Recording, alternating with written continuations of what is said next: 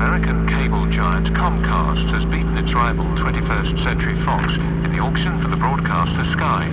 The UK's takeover panel organised the sale, involving bids in sealed envelopes, to end one of the most protracted boardroom battles in recent years. Here's our business editor, Simon Jack. In the end, this epic battle was settled by a very rare three-round auction organised by the UK takeover panel. If the sealed bids had been very close, 21st Century Fox and its new owner Disney may have battled on, but the £30.5 billion tabled by Comcast was 10% more than Fox's offering and was described as a knockout blow by people close to the deal. Both companies wanted Sky and its 23 million subscribers to help them compete against new streaming competitors like Netflix and Amazon. The victory will be sweet revenge for Brian Roberts, the chief executive of Comcast, who lost out to Disney in a previous battle to buy 21st Century Fox. In the end, Comcast perhaps needed it more urgently, with their home market in the US dwindling. But the biggest cheers tonight will be from Sky shareholders who've seen the value of the company driven up by these two deep-pocketed rivals in the auction room. The Foreign Secretary Jeremy Hunt has criticised the way EU leaders treated the Prime Minister after they rejected her Brexit proposals at a summit in Salzburg. EU officials say they've been making clear their reservations about Theresa May's proposals for weeks. A man has been pulled alive from the ferry which capsized on Lake Victoria in Tanzania 2 days ago. Divers found him in a small cabin after they heard knocking. More than 200 people are known to have died. Pirates have boarded a Swiss merchant vessel in Nigerian waters and kidnapped 12 crew members. The ship, which was carrying wheat, was sailing between Lagos and the city of Port Harcourt. Chas Hodges, the lead singer and pianist for the duo Chas and Dave, has died. He was 74. The pair enjoyed a string of hits in the 1970s and 80s, including Snooker Loopy and Rabbit. BBC News. You're listening to BBC Radio 4. Now, time for Archive on 4. And this week, in A Question of Character, the journalist Toby Young delves into the archives to ask some such questions about the increased interest in teaching moral virtues through character education.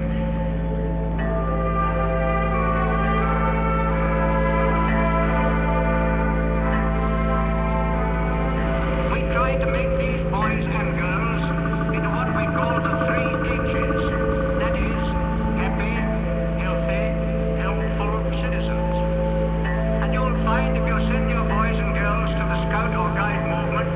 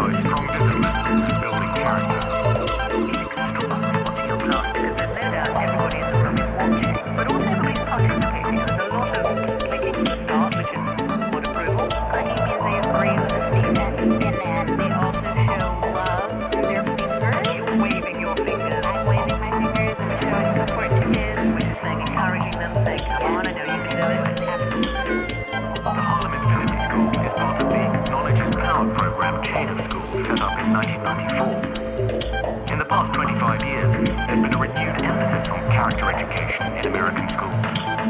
Bill Clinton hosted 5 conferences on character education during his presidency, and George W. Bush put it at the center of his education reform program. Being an American involves the embrace of high ideals and civic responsibility. We become the heirs of Thomas Jefferson by accepting the ideal of human dignity found in the Declaration of Independence. We become the heirs of James Madison by understanding the genius and values of the U.S. Constitution. We become the heirs of Martin Luther King Jr. by recognizing one another not by the color of their skin, but by the content of their character. This means that people of every race, religion, ethnicity can be fully and equally American. The very identity of our nation depends on the passing of civic ideals to the next generation. We need a renewed emphasis on civic learning in schools, and our young people need positive role models. Bullying and prejudice in our public life sets a national tone, provides permission for cruelty and bigotry, and compromises the moral education of children. The only way to pass along civic values is to first live up to them. We've also seen a revival of the idea that schools should be teaching character in England in recent years, not just in faith schools, but in secular schools as well, with the last 3 education secretaries making speeches about character education. What is it about some young people who have that ability to cope with what life is throwing at them? What is it that we're looking for to employ people in the world of work? And actually, those of you who are employers have interviewed people, you will know that that ability to somebody to walk in from an incident to shake hands, to look in the eye, to actually come up with a question at the end, good answer, that does set them apart. And to that end, why is it that some don't those opportunities to develop those skills that are going to stand them in what today's life in the 21st century? One of my 5 that you when you first introduced the idea of character being part of the aim of education, which was really a restoration of that from the 1950s. I think I said to her at the time that this wouldn't involve a huge amount of resources. This is really instead of good education, good standards of education, and good education overall actually produces good character. So we've got a staff in a school, teachers in a school who take an interest in the children who are not indifferent to them and get involved, have positive relationships with them and role model that within the school, then you build the character. But I think this is part and parcel of education. One of the leading lights of the English character education is Dr. Jane Arthur, Professor of Education at the University of Birmingham and the Director of the Institute of Character and Virtue. I took a trip to Birmingham to talk to him. What is the Jubilee Centre's definition of character and what is it by character education? We've adopted a very broad definition of character, essentially inspired by the neo-Aristotelian approach to this. And that is one that looks at character as something that involves all the aspects of the child's education. So character would be about the virtues that people hold, their habits, dispositions, the way that they act, the way that they speak, just the very beings that go to the heart of education. It really is about this. We think that good education is also good character education as well. One of the difficulties with trying to teach children character in a multicultural society is that different ethnic associations will appreciate different things. And to get around that problem by trying to find the commonalities between different cultures or different approach by simply championing one set of moral values and the tradition they're associated with as superior to all the others. Well, we never talk about whether values are superior to other values as such, because we know that the virtues that we talk about are held by all religions. So it doesn't matter whether in Birmingham we have a large farming population, and actually they embrace many of these virtues that the Jubilee Centre advocates, sometimes more so than the white population.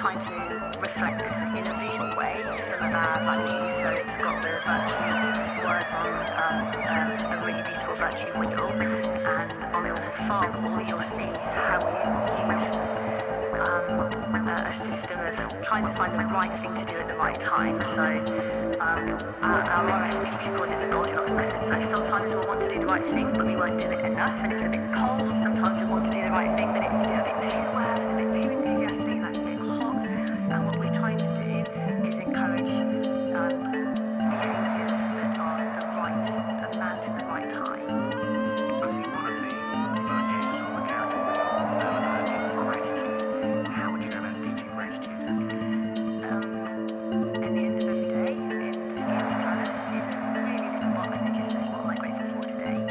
We know that students struggle a lot with mental health, for example, and also there are lots of reasons for that, but we also know that a lot of research shows that if students can focus on doing well in their lives, if they can be grateful for even the smallest things, it gives them resilience. So we actually spend 5 minutes every day speaking on what they're grateful for. We also spend time in assembly sharing stories of times when children feel that staff have helped them, when other students have helped them,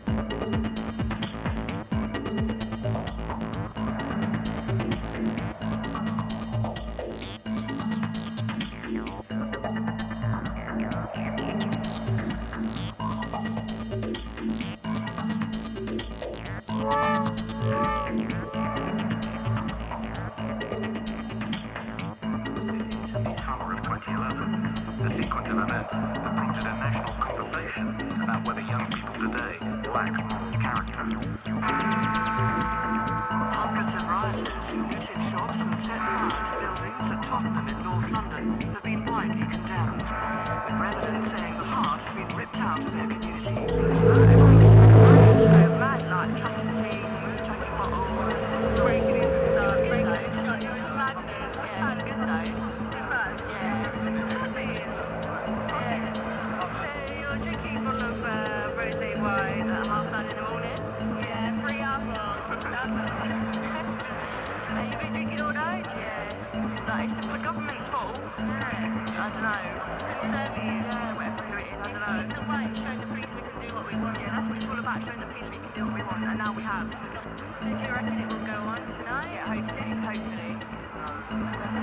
local people, I mean, why is it targeting local people and your own people? It's the rich people.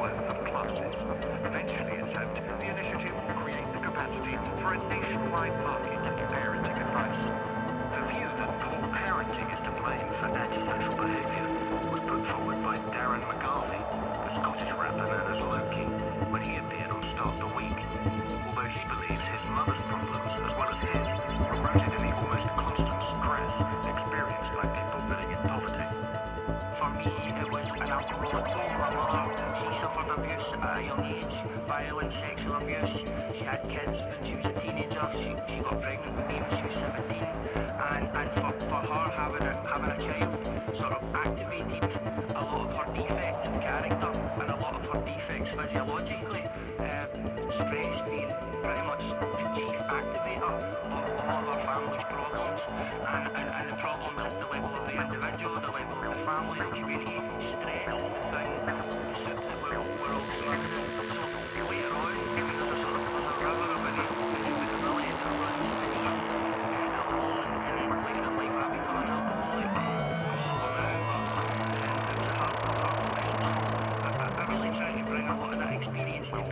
Marry that up with some of the evidence out there. The stuff that you talk about, I mean, you just describe really vividly the state of hypervigilance, just always being on edge because you want to control what was going to happen. I mean, when did you first start to notice how that was manifesting itself? It was actually when I took the first trip across to the affluent side of Glasgow, where I really got insight. The first thing that I noticed was how calm it was. So my first thought when I got there in Glasgow, it's the West End and it's Fire Road, it's called, and my first thought when I came off the escalator from the subway was, alright, this is how people dress when they're not afraid they're going to be stabbed. And for me that was a sort of real epiphany, because I thought, okay, the people here have more money, but actually what they really have over me as an advantage is they have an emotional reserve, they have an ability to absorb stress, they have this inbuilt resilience that I don't have because I'm constantly in a state of fight or flight. But not everyone is convinced that the problems of broken Britain were rooted in broken homes or that parenting classes are the solution. The sociologist Dr. Tracy Jensen is a skeptic. She talked about this on another Archiving 4 program. I think it's a very common narrative that we are in a period of parenting crisis, that we've forgotten how to raise our children, and there's a lot of nostalgia tied up with that, the idea that our parents somehow knew how to parent us, that our grandparents knew how to parent them, and that there's this idea that the reason why society is broken, why Britain is broken, is straightforwardly and simplistically connected to this crisis of parenting. And actually, if we look at the empirical evidence around how much time we spend with our children, how attentive we are to their needs, how much energy and time we devote to them. All of that empirical evidence suggests that we have more time for our children, we have more attention to lavish upon them, we're more concerned with them, and that's something that cuts across for all mothers. So I think the idea that we are in crisis is, though it's a very powerful idea, I think it's one that we need to take with a grain of salt. Just as social scientists have found that the effect of character recognition programs is negligible, researchers have come to a similar conclusion about parenting classes. A meta-analysis of 33 different studies of the most widely available parenting courses in America, known as the PPP, the Positive Parenting Program, was published in a peer-reviewed scientific journal in 2012. The researchers concluded, "We found no convincing evidence that PPP interventions work across the whole population or that any benefits are long-term." That was also the conclusion of Jill Kirby in 2012, then a researcher at the think tank Policy Exchange, who looked at the impact of the last Labour government's Sure Start program. She was interviewed on the Display program about David Cameron's parenting classes. There's clearly some advantage here that those parents who might perhaps most need it are probably the ones who least likely to take advantage of it. It's a very real danger of that, and I think what this government needs to do is actually reflect on the lessons that we should have learned under the last government about what parenting schemes work, and particularly looking at Sure Start, which was rolled out over different areas in the country, was made available to all parents in those areas, just like these test schemes are going to be. And in fact, the evidence at the end of the day showed that the mothers who most needed help were actually doing worse if Sure Start had been used because they were neglected at those steps towards getting into their own homes to help them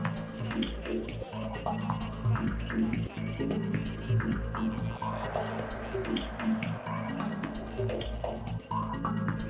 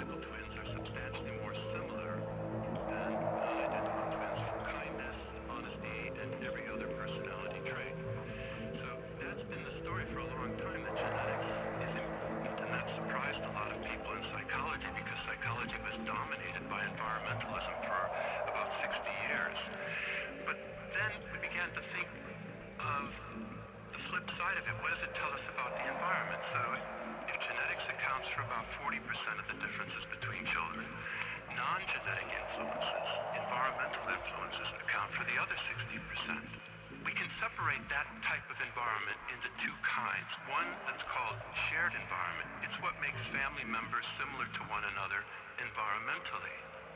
The other type is called non-shared environment. That is, it doesn't make kids in the same family similar. So one way of getting at it is to say, how about identical twins growing up in the same family? So we know how similar they should be genetically, about 40%. How much more similar are they as a result of growing up in the same family? The answer is none. But most impressive of all is you take twins who have been adopted apart, for example. They're just as similar on these traits as are twins who were reared together. The easiest way to understand it, I find, is that you would be essentially the same person that you are in your kindness and honesty if you had been adopted away from your birth mother, at birth, and adopted in a different family. That would appear to let parents off the hook. If it's beyond our powers as parents to influence the way our children turn out, then it's wrong to blame negligent parents for the bad behavior of the teenagers who looted sports shops and off-licenses during the 2011 riots. There's an interesting parallel here between Robert Plomin's research findings and the child-rearing philosophy. Donald Winnicott, a pediatrician and psychoanalyst, something of a parenting guru in the 1940s and 50s. Here he is, giving one of his many talks on the BBC Home Service. Some people seem to think of a child as clay in the hands of a potter. They start molding the infant and feeling responsible for the result. This is surely quite wrong. If this is what you feel, then you will be weighed down with the responsibility which you needn't take at all. If you can accept this idea of a baby as a going concern, you are then free to get a lot of interest out of looking to